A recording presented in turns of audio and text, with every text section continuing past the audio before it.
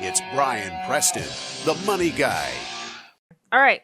We've got one from Julianne. Okay. She says, you talk about reaching out to a financial advisor after you reach a certain point of assets. I think we often say around 400K. Sure. Yep. Does this mean does this mean the assets should be in a retirement account or in a brokerage account or combined? Like, what does that actually look like when you're ready to maybe reach out to an advisor? This is a great question. And this is something that a lot of people don't recognize. So a lot of financial advisors out there will only care about accounts that they can take control of, right? So there's not uncommon. You go sit down with a financial advisor and you say, hey, I've got, these 5 accounts. And they're like, awesome, cool.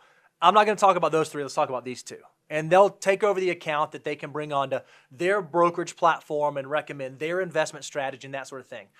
I really don't love that position because if you have 5 accounts, but I'm really only paying attention to 2 of them, am I able to design a plan and a strategy that's really going to make sense from an allocation standpoint, from a tax standpoint, from a risk standpoint, if I'm only focusing on that one small piece of the picture? It'd be like you going to a doctor and saying, hey, I want you to give me a physical, but only assess the left side of my body. Don't touch the right arm. Don't touch the right. Just look at the left side. You would never do that. Well, your financial circumstances no different.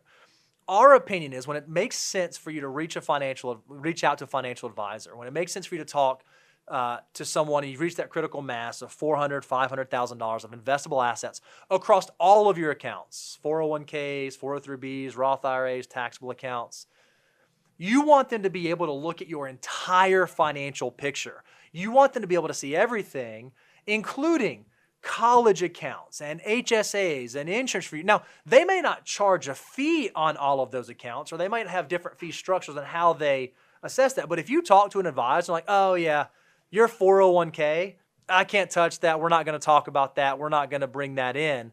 That would immediately send up a little bit of a red flag for me, because for most folks, we learned this in Everyday Millionaires, most folks, they reach millionaire status inside of their 401k. For most folks, it's the largest account that they have, and for most folks, it's the account that has the largest amount of dollars added to it annually.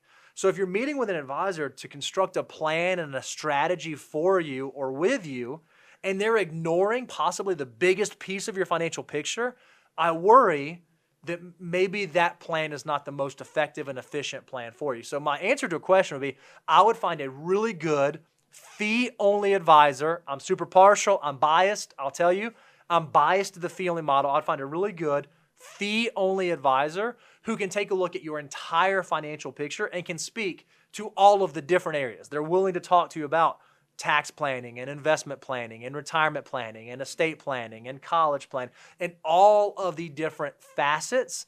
That's where we think an advisor can really add the greatest amount of value. Yeah, great answer. And if you are in that position to look for a financial advisor, you can go to moneyguy.com/resources, and there is a checklist on there of questions that you can ask that advisor and see if they're a good fit for you.